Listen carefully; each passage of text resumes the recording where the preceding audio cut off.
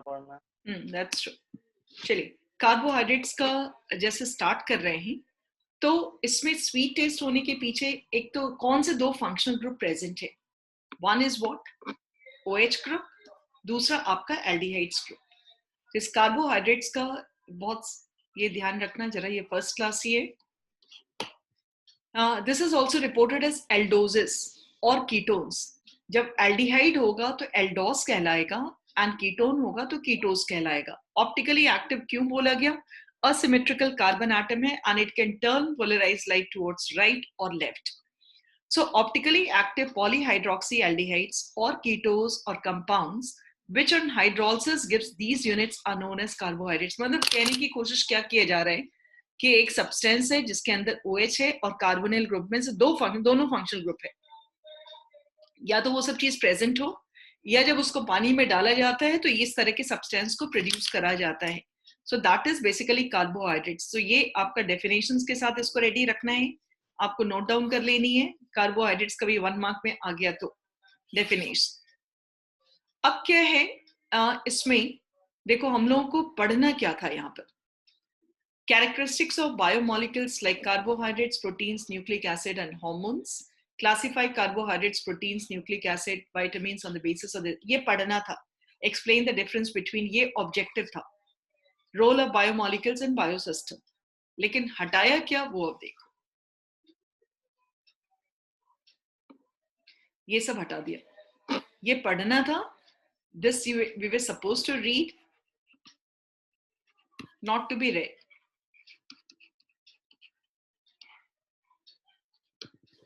देख रहे हो?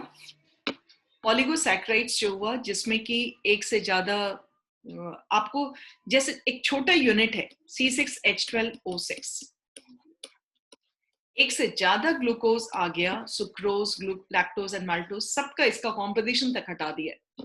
पॉलीसैकेराइड्स इतने इतने इंडेक्स करके दिए हैं, ये सब हटा दिया, जिसमें स्टार्च, सेल्यूलोज, ग्लाइकोजन, ये सब सिंपल था, इंटरेस्टिंग भी था, लेकिन हटा दिया तो चलता है। इंपॉर्टेंस ऑफ कार्बोहाइड्रेट्स को हटा दिया, ये जो विटामिन यहाँ पर बोले थे उसको हटा दिया, classification and functions, enzymes, hormones, elementary idea, ये सबको हटा दिया, हार्मोन्स वगैरह सब जो था यहाँ पर सारे चीज हटा। हाँ बोलिए। पूरा एंजाइम, पूरे एंजाइम्स को हटा दिया, पूरे एंजाइम्स को हटाया हुआ है। एंजाइम्स आपका वहां भी हटा दिया गया था, याद होगा। कैटालिसिस जो है वहां पर जो पढ़ना था कि enzymes act as a catalyst, surface chemistry से हटा दिया।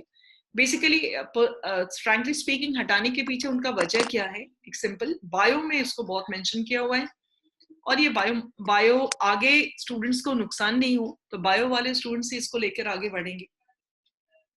तो यही चीज जो हम दिखा रहे हैं आपको, ये इसलिए कि बहुत ज्यादा उड़ा दिया गया है, इसकी वजह से हम आपके साथ यहाँ पर लेके बैठ गए कि देखो ये 2021 में किया क्या है, इतनी सारी चीजों को हटा दी गई है।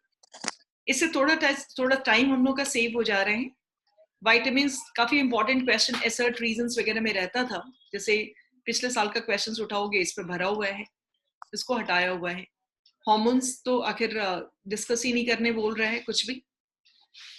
तो मोटा मोटी आपका रह गया है क्या? कार्बोहाइड्रेट्स पढ़ेंगे, न्यूक्लिक एसिड्स पढ़ेंगे, प्रोटीन्स पढ़ेंगे, विटामिन्स तो हटा ही दिया गया इसको। Difference between DNA and RNA will take that. Nucleic acid पढ़ना है तो डीएनए एंड आरएनए का बेसिक डिफरेंस पढ़ेंगे, ठीक है? अब एक चीज जान लो, जितने भी बायोमोलिक्यूल्स हैं बेटा, ये बायोमोलिक्यूल्स में क्या क्या चीज हो गए? कार्बोहाइड्रेट्स हो गए, प्रोटीन्स हो गए, न्यूक्लिक एसिड हो गए, एंड इनको सपोर्ट करने वाले विटामिन्स हो गए। ये आपका मिल करके, तुम सोचो कि ये सब मिल करके ऑर्गेनेल्स बनाया, एंड सेल्स उसी चीज से बना हुआ है। सेल्स मिलकर के टिश्यूज बनाए, टिश्यूज मिलकर ऑर्गन्स बनाए, एंड आप खड़े हो सामने, आप हो एनिमल है, प्लांट्स हैं, ये सारी चीज। तो आखिर अभी साइंटिस्ट लोग, तुम सोचो कि सेल्स में जो इतने डिफॉर्मेशंस आते हैं, इतनी बीमारियां जो होती है, वो किसको टच करेंगे? मतलब सेल्स तक वो टच कर चुके हैं। सेल्स में क्या क्या होता है, क्या क्या चीज होता है, साइंटिस्ट लोग वहां तक पहुंचे हुए हैं। लेकिन सेल्स जिस बायोमोलिक्यूल से बना हुआ है, बायोमोलिक्यूल्स क्या खुराफाती करता है जिसकी वजह से कैंसर हो जाता है, जिसकी वजह से नई नई तरह की बीमारियां हो जा रही है। तुम कोरोना जो डांस करने लगता है, कोरोना सोचो कि एक नॉन लिविंग थिंग है जो कि बाहर है, शरीर के बाहर है, और जैसे ही शरीर में एंट्री मारता है इतना फास्ट रिएक्शन करने लगता है कि उसके बारे में कहा ही नहीं, मतलब जिसमें करता है वो। तो यही चीज ये एक आउटलाइन के तौर पे इसको थोड़ा इंटरेस्ट लेने के लिए समझोगे तो आप जो हो, ऑर्गन्स के कलेक्शंस हो, ऑर्गन्स कहाँ से आया, टिश्यूज से, टिश्यूज, ये इतना बेसिक चीज तो पढ़े हो पहले भी छोटी क्लास में, 6th-7th वगैरह में बायो में जो पढ़ाया गया है। मेन एजेंडा है कि आगे जो लोग भी बायोमोलिक्यूल्स पे रिसर्च कर रहे होंगे, जैसे अभी नोबेल प्राइज मिला जिनको इसमें आरएनए एंड डीएनए के एडिटिंग, देखो बहुत अच्छी चीज जो बायोमोलिक्यूल्स पे न्यूक्लिक एसिड जो देख रहे हो, वहां जब पहुंचोगे तो नाम तुम भूल गए, वो दोनों साइंटिस्ट का, जो लेडी साइंटिस्ट है उनका नाम भूल गए। बेटा आरएनए डीएनए का एडिटिंग मतलब कि वो एक टूल निकाले हैं वो लोग जिसको कैंची से बाकायदा, जैसे नहीं होता एक हेरिडिटरी वाली प्रॉब्लम होती है, एक बीमारी जो है आपके फैमिली में नीचे नीचे जाती चली जाती है और उसको रोका नहीं जा सकता है, तो वहां पर है कि एक ही इंसान जो पैदा लिया है उसी समय एडिटिंग कर दी जाए, एडिटिंग काट करके, जैसे जहां पर प्रॉब्लम आ रही है उसको फिर से जोड़ दिया जाए और बीच से लेकिन कैंची की तरह काटा, मतलब ये रॉ फॉर्म में इमेजिनेशन बता रहे हैं, काट करके उसको ठीक किया जा सकता है। इसी वजह से क्योंकि ये हेल्प कर सकता है कैंसर वगैरह में, क्योंकि कैंसर का ये बात तो सच्चाई है, एक सर्टेन स्टेज के बाद जैसे ही पड़ता है बचाना इंसान को बहुत मुश्किल होता है, तो वो सब पे फायदा होगा। इसलिए साइंटिस्ट हो, यदि तुम लोग को थोड़ा इंटरेस्ट आएगा तो एक बार जरूर से लिटरेचर उस पर पढ़ लीजिएगा, कैसे एडिटिंग होता है आरएनए एंड डीएनए का। अब आ जाइए यहाँ पर जो कार्बोहाइड्रेट्स हम लोग बोले हैं, उसमें सबसे पहले क्वेश्चन आता है हमारा, what are monosaccharides?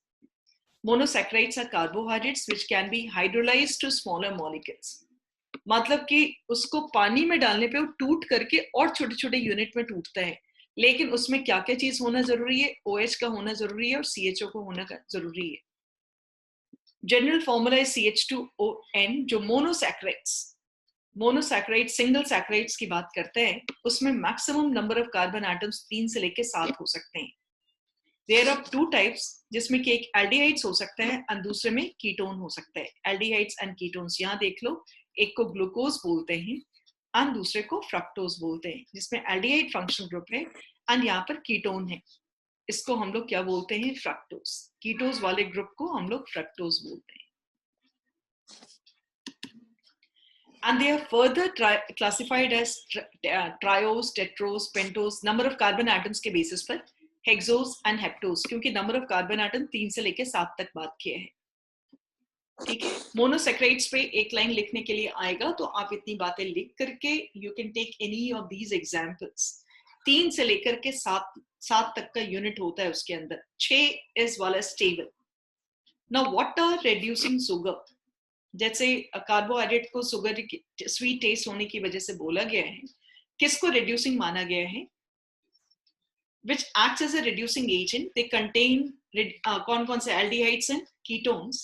Reducing agent से कहने का मतलब होता है दूसरे को रिड्यूस किया और खुद ऑक्सीडाइज हो गया। आपको पता है कि यदि टॉलेंस रिएजेंट लेकर आइएगा तो Tollens reagent are oxidising agent,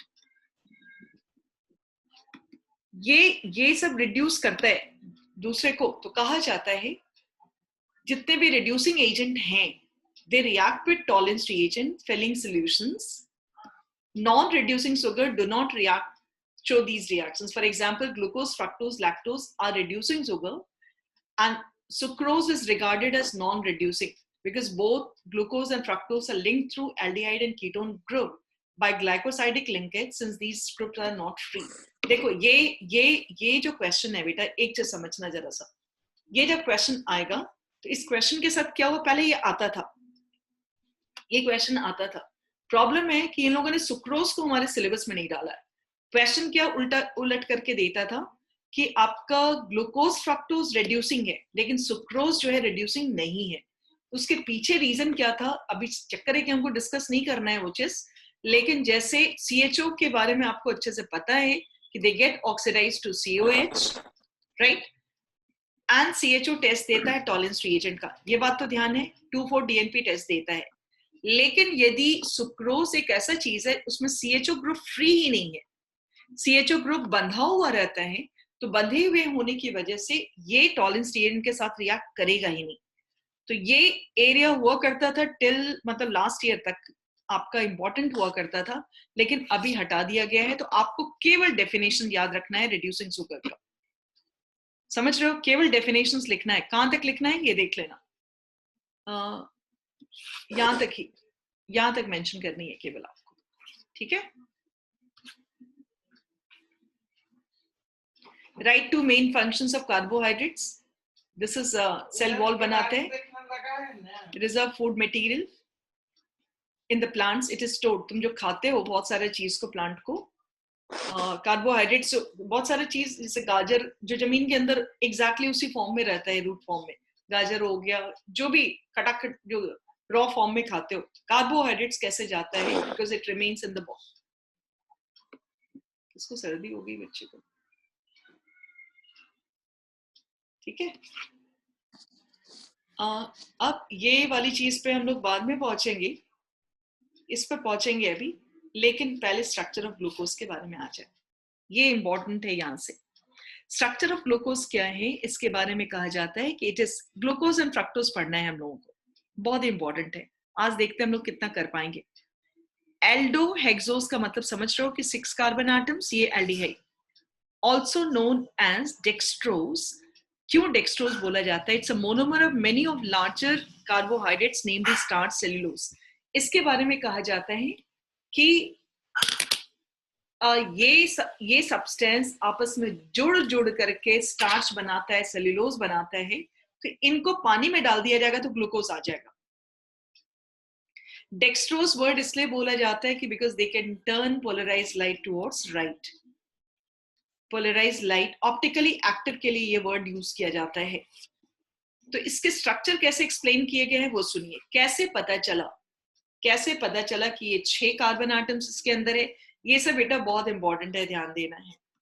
It means how are we going to find out this is structure of glucose? Glucose के अंदर क्या है अभी कुछ नहीं पता है। सपोज ये C6H12O6 है, तो ये केवल जो आपका एक्सरे डिफ्रैक्शन जो एम्पेरिकल फॉर्मूला लगाते थे उससे मालूम हुआ कि ठीक है एक सब्सटेंस है जिसके पास 6 कार्बन एटम्स है, 12 हाइड्रोजन एटम है और 6 ऑक्सीजन एटम है। इस तरह से पता चला। Then how exactly which function group is present and all कैसे मालूम हुआ है? जैसे कोई ग्लूकोज है आपका, फिर बता रहे हैं ये तो एक इमेजिनेशन के तौर पर है कि एल्डिहाइड होगा, OH होगा। ये भी कैसे पता चला कि एल्डिहाइड एंड OH होगा? सब ये डायरेक्ट लिया गया C6H12O6, उसको हीट किया गया HI के साथ, पता चला ना ये हेक्सेन बनाता है। HI इज रिड्यूसिंग एजेंट, मतलब सारे ऑक्सीजन को हटा सकता है। ये सारे के सारे ऑक्सीजन को हटवा करके ये H यहां जाके जुड़ जाता है। तो अभी आपका C6H6 है, हेक्सेन के लिए आपको C6H14 होना चाहिए। उतना हाइड्रोजन ये प्रोवाइड कर देता है and it makes normal hexane. तो HI का जो काम है कि वो हाइड्रोजन देता है, केवल कार्बन को छेड़ता बढ़ता नहीं है। हेक्सेन बना ये पता चल गया। तो हेक्सेन बनने का मतलब है कि ग्लूकोज के अंदर 6 कार्बन एटम्स है जो कि चेन में है। दिस सजेस्ट दैट, आपको क्वेश्चन क्या आता है कि what is that reaction which confirms 6 carbon atom in glucose? ये क्वेश्चन आपका जब प्रैक्टिस करोगे 10-15 साल का क्वेश्चन, ये बार बार आया हुआ है घुमा घुमा करके। कैसे पता चला कि 6 कार्बन एटम? कैसे पता चला यहाँ के केस में कि ये मतलब 6 कार्बन एटम्स जो है वो आपका प्रेजेंट होना चाहिए और reagent is going to provide hydrogen to it. पहला स्टेप मालूम हो गया कि 6 कार्बन एटम है। सेकंड स्टेप पता चला कि it is containing carbonyl group in glucose. It contains carbonyl group. कैसे मालूम हुआ है? क्या चीज यूज किया गया? तुम्हारे जो कार्बोनिल कंपाउंड का अच्छा टेस्ट है, याद करो, nucleophilic addition, hydrogen cyanide, hydroxyl amine. Hydroxyl amine के साथ आपको मालूम है कि ये ऑक्साइन बनाता है CHO। ये याद है अमाइंस डेरिवेटिव्स के साथ ऐसे करते हुए Yes, ma'am. Oxine, yes, C double bond NOH बन जाएगा। ये वाला एरिया जो है ना, ये इससे H2O निकाल करके ये वाली CH डबल बॉन्ड NOH बन गया, CHOH होल 4 CH2OH, इस तरह से करते हुए, ठीक है। हाइड्रोक्सिल अमाइन डाल करके it is resulting in the formation of oxine. तो साफ हो गया कि ये एल्डिहाइड है। कंफर्मेशन कैसे हुआ? हाइड्रोजन साइनाइड से आपको मालूम है न्यूक्लियोफिलिक एडिशन ये दिखाता है प्लस HCl। इसलिए ये चैप्टर देखो हमने बोला हुआ है कि एल्डिहाइड्स एंड कीटोन्स पे डिपेंडेंट है ये चैप्टर। यहां से C डबल बॉन्ड OH से HCN जब कंबाइन करेगा तो पाई बॉन्ड टूटता है, O के साथ H, इसके साथ H आएगा। तो ये दोनों रिएक्शंस आपको कंफर्म करता है कि it is containing carbonyl group, या तो वो एल्डिहाइड भी हो सकता है, कीटोन भी हो सकता है। इसके बाद क्या है नेक्स्ट आपका, ग्लूकोज गेट्स ऑक्सीडाइज। जब ब्रोमीन वाटर से उसको ट्रीट कराया जाता है तो यहाँ ऑक्सीडेशन हो जाता है। ऑक्सीडेशन में क्या है, ये CHO आपका ऑक्सीडाइज करके COH बन गया। ये सब्सटेंस दिख रहा है, इसका मतलब क्या है, CH2OH है यहाँ पर, gluconic acid is what 6 carbon atoms and CHO has got changed into COH। ये फिर कंफर्म कर रहा है आपको, फिर कंफर्म कर रहा है कि देयर इज CHO। पिछला वाले में कंफर्म कर रहा था कुछ भी हो सकता है, एल्डिहाइड एंड कीटोन्स दोनों, लेकिन जिस तरह से माइल्ड ऑक्सीडाइजिंग एजेंट के प्रेजेंस में CHO has got changed into COH, this confirms that it is an aldehydic property। ठीक है। Next presence of 5OH group. यहां क्या हुआ है देखो, जब असाइलिक एसिटिक एनहाइड्राइड से ट्रीट कराया गया तो देखा गया कि ये जो तुम लोग को मालूम होगा CHO हम लिख रहे हैं यहाँ पर, ये जो OH ग्रुप है, जब एसिटिक एनहाइड्राइड यूज किया गया तो O एंड H के बीच का बॉन्ड टूटता है, 1 2 3 4 5, 1 2 3 4 5 एंड दिस इज योर 6। तो क्या देखा गया, एसिटिक एनहाइड्राइड से रिएक्ट कराने पे ये वाली बॉन्ड टूटेगा, minus and this plus, OH bond टूटता है। हर O के साथ COCH3 जुड़ जाएगा, मतलब OCOCH3। टोटल कितना जुड़ेगा, 4, 1 2 3 4 एंड 5वां से भी हुआ, 5 में भी है ना OH, ये टूटेगा बॉन्ड। O के पास कौन आ जाएगा, OCOCH3, OCOCH3। O is carrying negative charge, तो naturally जब बॉन्ड टूट रहे हैं इस वाले केस में negative and this side positive, O के रहते हुए OCH3 आकर जुड़ जाएगा। समझ आ रही है बात? जल्दी बोलो, ये क्लियर है या नहीं? COCH3 आकर के जुड़ रहा है यहाँ पर। Yes ma'am. ठीक है। Yes, ma'am. 5 इतना फॉर्मेशन, तो ये पॉसिबल तभी होता जब OH जैसा कोई पोलर बॉन्ड टूट रहा है। तो 5 यदि यहाँ पर बना है, देखो प्रोडक्ट सब देख सकते हैं, प्रोडक्ट जो बना है वो कंफर्म करता है कि यहाँ पर आपका टोटल 5 OH होगा, यहाँ प्रेजेंट होना चाहिए। That's why OH bonds are breaking and we are getting acyl group, acetyl group here, acetic acid से आया है। ठीक है। पहला ये कंफर्म किया 5 OH ग्रुप का होना। नेक्स्ट आपके यहाँ पर देखा गया, अब देखो देखा गया क्या, ये बातें तो समझ में आ गई कि ग्लूकोज के अंदर 5 OH है, एक CHO है और लगातार 6 कार्बन एटम्स हैं चेन में। तो ये बात सबको समझ में आ गई। आगे आपसे कहता है कि आपका कुछ रिएक्शन है डी ग्लूकोज का which cannot be explain with open chain structure. ये जो स्ट्रक्चर हम लोग ग्लूकोज के बारे में बना रहे हैं, C ऐसे करके, इसको ओपन चेन बोलते हैं। 1 2 3 4 5, 1 2 3 4 5 and this is what 6।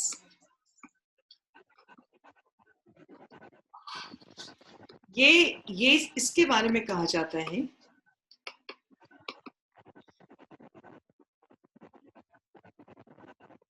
क्या करेगा जो 6 कार्बन एटम से, कहते हैं कि सारा का सारा स्ट्रक्चर्स जो है उसके ओपन होने की वजह से एक्सप्लेन, बहुत सारे बिहेवियर्स उसके ओपन होने से, ओपन 6 कार्बन एटम्स एकदम खुला चेन में है, और पहला कार्बन एटम छठे से काफी दूर पर है, ये आपको बहुत सारी प्रॉपर्टीज एक्सप्लेन नहीं कर पाता है। क्या क्या नहीं कर पाता है, क्या क्या चीज नहीं कर पाता है? मतलब ओपन देखा गया कि ग्लूकोज को यदि हम इमेजिन, ग्लूकोज जो है ओपन चेन स्ट्रक्चर्स यदि है, तो उसको बहुत सारे एल्डिहाइड्स एंड कीटोन्स के रिएक्शंस दिखाने चाहिए। मतलब ग्लूकोज एंड फ्रक्टोज जो है बहुत सारे रिएक्शंस एल्डिहाइड एंड कीटोन का दिखाता है, लेकिन क्या होता है प्रैक्टिकली देखा गया कि ग्लूकोज बहुत सारा काम नहीं करता है। प्रैक्टिकली देखा गया, फिर मेरी बात को सुनना जरा सा। ग्लूकोज का स्ट्रक्चर बहुत क्लियर आया, ओपन जो अभी तक हम पढ़ते हुए आ रहे हैं, CHO का रिएक्शंस कर सकता है, वो सारा रिएक्शंस OH का कर सकता है। लेकिन बाद में रियलाइजेशन हुआ कि अभी भी बहुत सारी चीजें हैं जो कि एक्सप्लेन नहीं कर सकता है, जो कि CHO को करना चाहिए था, कीटोन को करना चाहिए, यानी कि glucose could not explain number of things. It does not give the following reactions. ऐसे स्टार्ट कीजिएगा, open chain structure of the glucose contain a free aldehydic group, however, or still it does not give the following reactions. क्या नहीं करता है भाई? देख लो कितने important चीज नहीं कर रहा है। 2,4-DNP के साथ नहीं रिएक्ट करेगा। It does not react with NaHSO3. Does not restore the pink color of Schiff's reagent. मतलब Schiff's reagent जो कंपाउंड के साथ किसी के साथ कंबाइन करके खुद पिंक ही रहता है, पिंक कलर दिखाता है, वो किसी के साथ कंबाइन नहीं करेगा। मतलब कि एल्डिहाइड्स ओरिजिनली नहीं करता है। और इसके बाद कहा गया कि जो पेंटा एसिटाइल ग्लूकोज आपका बना है एसिटाइलेशन से with acetic anhydride does not react with hydroxyl amine. यदि सब्सटेंस OH की वजह से, एक बात को सुनना, OH की वजह से अभी अभी हम दिखाए हैं यहाँ पर बेटा, यदि OH की वजह से यदि ये पेंटा एसिटाइल ग्रुप बनाया, तो CHO की वजह से भी तो रिएक्शन होना चाहिए था। CHO की वजह से भी रिएक्शंस होना चाहिए था। और क्या क्या रिएक्शंस होने चाहिए थे यहाँ के केस में? जैसे हाइड्रोक्सिलामाइन के साथ रिएक्शन होना चाहिए था, अमोनिया डेरिवेटिव से होना चाहिए था, लेकिन वो फ्री नहीं है। क्यों नहीं फ्री है? जिसका मतलब हो गया कि जो ओपन चेन, जो सीक्वेंस में चेन का कार्बन एटम दिख रहा है, वो रियल में ओपन नहीं है, वो जाके साइकिल बन गया है। मतलब खुल करके एल्डिहाइड खुल के बात नहीं करता है, खुल के बात नहीं करता है, खुल के रिएक्ट नहीं कर पा रहा है। इसका मतलब है कि वो कहीं इन्वॉल्व हो गया है कंपाउंड बनाने में, या कुछ इस तरह की चीजें हो गई हैं। ये सारा चीज रिएक्शन नहीं हो पाया। और दूसरी चीज ये know reactions, this is first part which you need to remember. ये आता रहता है, देख चुके हो कितनी बार आया हुआ है। मतलब इसके बाद का किताब में नहीं लिखा हुआ था, इसलिए आई डिड नॉट राइट। यहाँ देखो, D-glucose is found to exist in different crystalline forms, which are named as alpha and beta. Glucose दो फॉर्म में एग्जिस्ट करते हैं, alpha and beta, but these form have actually been isolated. अलग अलग कर दिया गया. For example, alpha form melting point 419 Kelvin, obtained by crystallization of saturated solution of glucose. Beta forms at 423. Which is obtained by saturated solution of glucose prepared at 371 Kelvin. Apart from that, a form of specific rotation equal to 112 and beta form specific rotation equal to 19 degree. ये बात जरा सा समझिएगा, क्या बोलने की कोशिश किया है। चलो 5 रिएक्शंस वो दिखाता नहीं है, इसके अलावा और एक एक्सपेरिमेंट बोलता है दो क्रिस्टलाइन फॉर्म में ये एग्जिस्ट कर सकते हैं, एक अल्फा एंड बीटा। दोनों को अलग अलग कर दिया जाता है। अल्फा जो है क्रिस्टलाइन सॉलिड है, बीटा भी क्रिस्टलाइन सॉलिड है। अल्फा का मेल्टिंग पॉइंट हो जाता है 419 एट 303 केल्विन, तो बीटा का कितना हो जाएगा 423। मेल्टिंग पॉइंट की बात की जा रही है। And they have specific rotations. आपको याद है बेटा, हम लोग ने ऑप्टिकल आइसोमेरिज्म के टाइम में बोला था कि substance can turn polarise light towards right और टुवर्ड्स लेफ्ट, तो एक सर्टेन एंगल से टर्न करता है, उसको हम लोग rotation, specific rotation of compound बोलते हैं। कंपाउंड की पहचान भी है कि उस कंपाउंड के थ्रू, यदि तुमको याद है क्या क्या चीज पास कराया जाता है, कंपाउंड के थ्रू पास कराया जाता है लाइट को, तो that is going to turn either towards left और राइट की बात होती है। तो उस रोटेशंस को कितना टर्न करता है उसको 112 बोला गया है, एंड कितना बाईं तरफ टर्न करता है उसको 19 बोला जाता है। ठीक है, तो ये सारी चीजें उन्होंने एक्सप्लेन नहीं किया। इसकी वजह से इन लोगों को ध्यान आया कि there should be cyclic structure in hemiacetal form, इसको यूज किया जा सकता है। मतलब कि कैसे दिमाग में ये बात आई वो देखो, जैसे CHO है बेटा, ये लिखे 1 2 3 4 5 एंड दिस इज 6। यहां पर ये बताने की कोशिश की जा रही है कि ये लोग ओपन चेन जैसा नहीं है, मतलब कि आपस में कार्बन की कनेक्टिविटी बिल्कुल नहीं है, लेकिन कार्बन की कनेक्टिविटी दिखेगी आपको। हम लोग एल्डिहाइड टॉपिक में पढ़े हैं, CH3CHO जब ROH से कंबाइन करते हैं in the presence of dry HCl, pi bond इस तरफ गया, O के ऊपर नेगेटिव चार्ज, C के ऊपर पॉजिटिव चार्ज, O के पास कौन आ जाएगा, R, एंड ये OH यहां आ जाएगा, मतलब CH3CO R H, ये R इस तरफ जा चुके हैं। तो ये इस तरह की चीजें बनती हैं। यहां पर भी वैसा ही चीज दिखा, कैसे दिखा और क्यों दिखा, ये ROH कहां से आया, इसके केस में एल्डिहाइड तो दिख रहा है, ROH कहां से आया, तो ROH आया है with from 5th carbon atom, 1 2 3 4 and 5, 5th carbon atom से आया, पाई बॉन्ड यहां गया है एंड OH टूटा, देखो पाई बॉन्ड गया है O के पास, C के ऊपर प्लस चार्ज आया, इस C से अटैच्ड कौन हो गया, ये अट्रैक्टेड कौन हो गया, 5वां कार्बन एटम O, ठीक है, ये वाली जगह पे, और ये सब भी अकॉर्डिंगली एडजस्ट कर लेंगे। तो यहां पर हम लोग ये इस तरह की बात बताने की कोशिश कर रहे हैं कि रियल में सब्सटेंस बेटा कुछ कॉम्बिनेशन इस तरह से हुआ है जिसकी वजह से they exist in open chain structure for fraction of seconds. Fraction of seconds वाली बात की गई है, इसको बता रहे हैं आपको।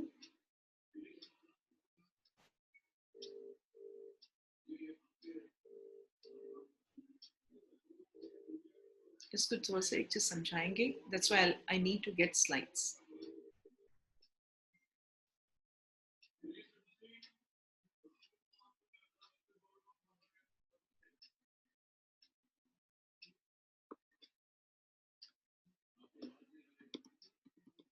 स्लाइड्स ले रहे थे इसलिए तो वेट कर रहे हैं, आई नीड स्लाइड है।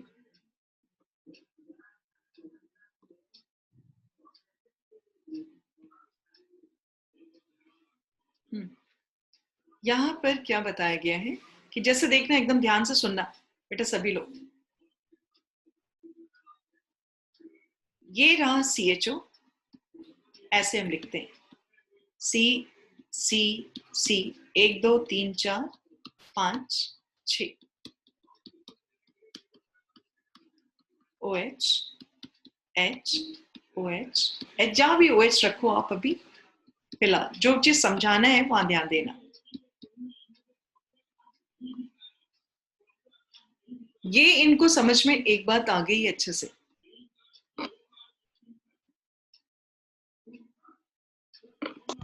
पाई बॉन्ड इधर गया, O के ऊपर नेगेटिव चार्ज, C के ऊपर पॉजिटिव चार्ज, 1 2 3 4 5, ये जो कार्बन देख रहे हो ना, इस कार्बन का OH ऐसे टूटेगा,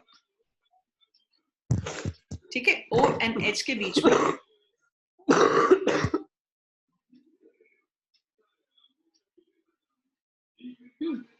O एंड H के बीच का बॉन्ड टूटेगा, ये बात को ध्यान देना। जब O एंड H के बीच का बॉन्ड टूटेगा तो ये जो O दिख रहा है आपको यहाँ पर पाई बॉन्ड चिप्ट कर गया है, ये O जो है किसके साथ जाएगा, ये जरा दिमाग लगाना तुम लोग, एकदम अपने अपने दिमाग को थोड़ा एक्टिव करके बताओ कि किसका किससे कनेक्शन होगा। मतलब फर्स्ट इस तरह से समझने की कोशिश करो, दिख पा रहे हैं,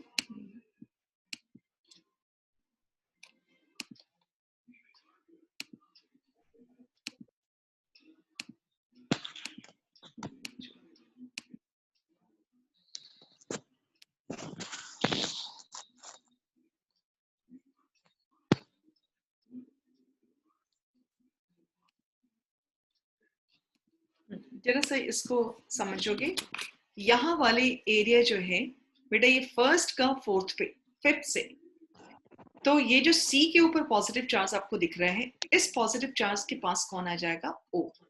O. मींस हाँ, it's going to be like this, H, ये जो O है इसको हम यहाँ कर दिए, ये वाला H यहाँ है, बाईं तरफ कर दिए हैं इसको, ठीक है। और 2, 3, 4 एंड 5, इसका जो O है, ये जो H था ना, ये वाला H, वो जाके O से जुड़ गया है, इस O से OH बना दिया है, और ये कार्बन जिसके ऊपर पॉजिटिव चार्ज है वो आपके इस O से कनेक्टेड हो जाएगा, because oxygen is carrying negative charge. ऐसा सिचुएशन।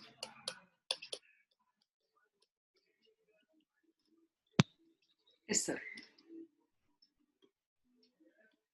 ऐसा ही देखा गया, कहा गया कि इट्स इसका जो बेसिकली ये प्रूव करना था कि एल्डिहाइड्स जो है बहुत देर तक ओपन नहीं रहता है, ये किसी फॉर्म में इसकी अपनी आइडेंटिटी खत्म हो जाती है ग्लूकोज के अंदर बहुत समय केसेस में, not every time, not every 24 hours में ये होता है ऐसा, कुछ समय के लिए 24 आवर्स में कुछ समय के लिए ऐसा होता है।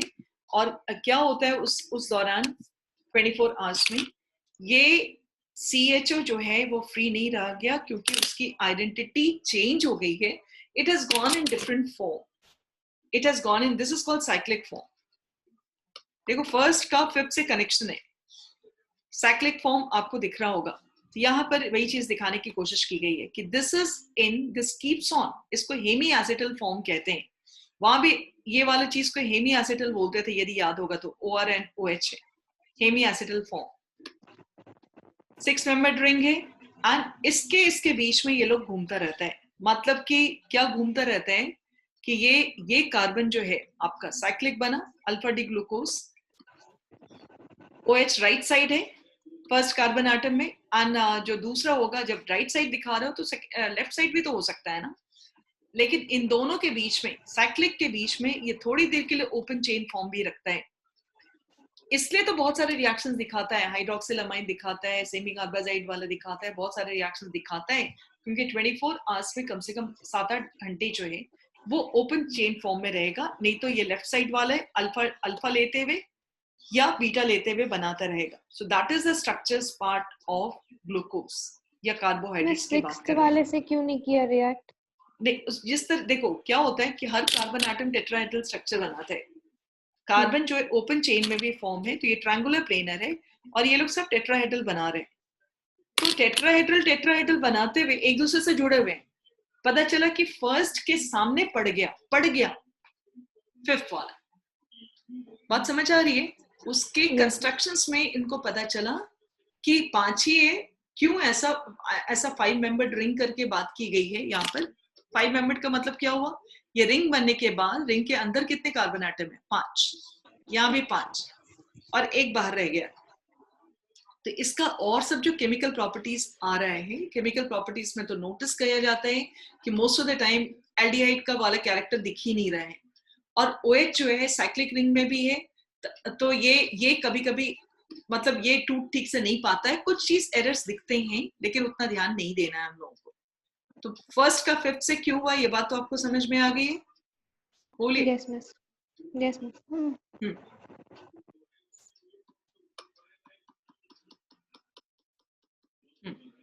अब यहाँ पर देखो,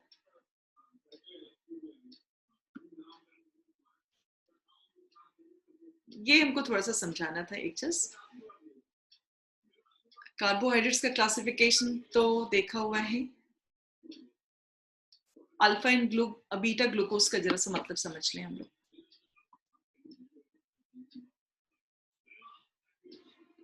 बेटा अल्फा डी बीटा का मतलब आप थोड़ा सा समझ लीजिएगा।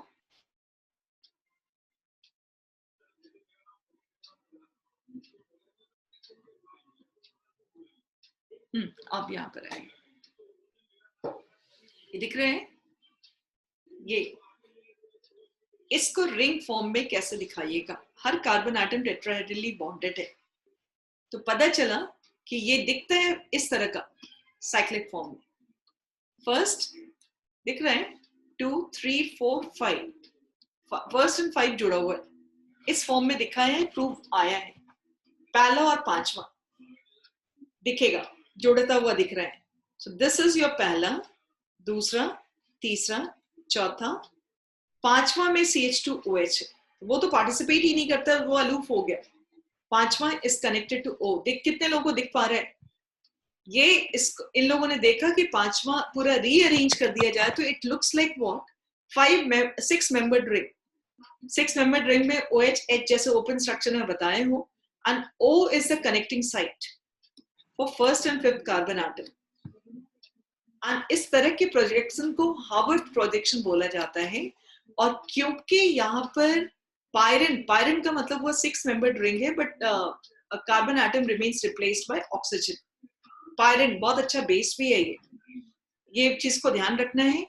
और ऐसे सिचुएशन में जो भी बात हम लोग को समझ में आ रही है, पहला और पांचवा किस तरह से कनेक्टेड हुआ है वो आपको दिख रहा होगा। ग्लूकोपायरेनोज भी है सेम। एंड यहाँ पर इस वाले केस में यदि ये एनमर का मतलब क्या होता है, सब कुछ सेम होगा, just arrangement of function group around carbon atom. यहाँ पर कार्बन एटम के ऊपर CH2OH है, या सेकंड जो कार्बन एटम है आपके जो O से कनेक्टेड है, इसका रिलेशन दूसरे के साथ कैसा है, किस तरह से अरेंजमेंट में दिख रहा है। यहाँ पर OH H है, यहाँ CH2OH ऊपर दिखा है, नीचे H है, तो एक अल्फा डी। लेकिन डिफरेंस क्या है दोनों में, इस दोनों में डिफरेंस क्या नजर आ रहा है, इस दोनों स्टेज में। यही बैठे बैठे कोई पोलराइज लाइट को राइट की तरफ टर्न कर रहा होगा, कोई लेफ्ट की तरफ टर्न कर रहा होगा। लेकिन फर्स्ट एंड फिफ्थ का ये बना करके बेटा आप लोग पढ़िएगा, तभी जाकर के कंट्रोल होगा और सही सही चीज बन पाएगा। ठीक है, ये क्लियर है कि नहीं, जल्दी से बता दो, फिर फ्रक्टोज पे बात करेंगे। क्लियर है। यस मैम वहाँ पे लेकिन हाँ बेटा, लेकिन ये ऐसा जादू से इसको पायरेनो स्ट्रक्चर क्यों बोला जाता है, क्योंकि it gives look of pyridine, pyrene. हाँ बोलिए मैम, वहाँ पे OH और H जो है बोलिए। उसको उसके प्लेस को चेंज करके लिख सकते हैं।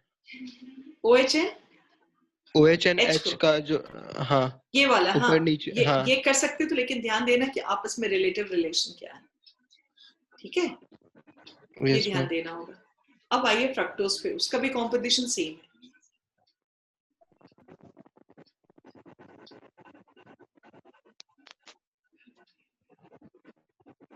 इसका भी सेम है।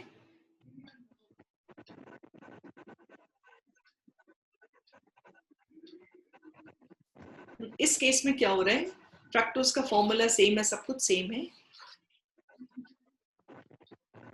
ये इसके हिसाब से ये कह रहा है कि कीटोन जो है, या फ्रक्टोज जो है, that is made up of ketone. तो कीटोन क्या वो ओपन हर समय रहेगा? यहाँ पर कीटोन सब्सटेंस जैसे CH3 कीटोन तो ओपन चेन में ऐसे रहा होगा।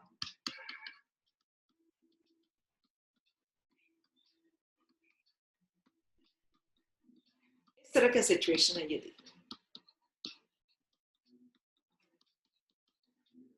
तो चांसेस है कि फर्स्ट एंड फिफ्थ में थोड़ी सी मुश्किल आएगी, या माइनस O गया, O के साथ इधर कंबाइन करने की कोशिश करेगा। मतलब सेकंड वाला carbon is active to make a new organic compound, जो कि आपका 6 मेंबर्ड रिंग नहीं है। दिस इज हिडन हियर, 1 2 3 4 5, मतलब 5 मेंबर्ड रिंग हो गया। फ्यूरान इसको बोलते हैं, 6 वाले को पायरिन बोलते थे। साइक्लिक राइट साइड हुआ है, दीज आर कॉल्ड एनोमर्स। ठीक है,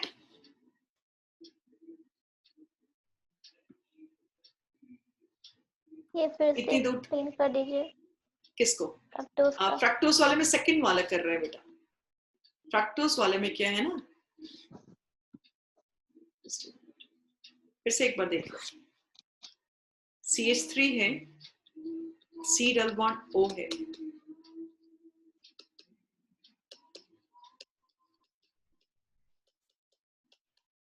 one two three four.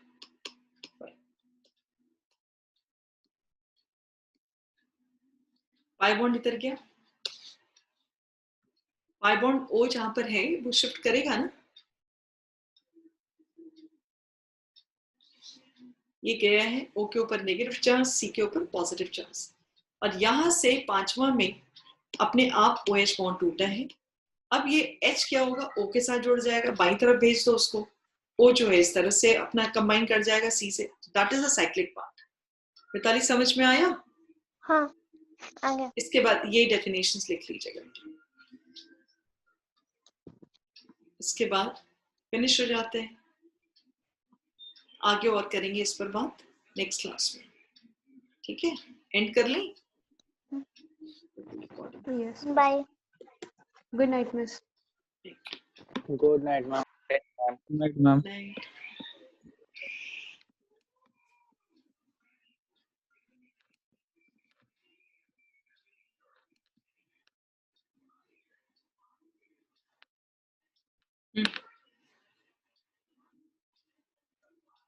And करें? हेलो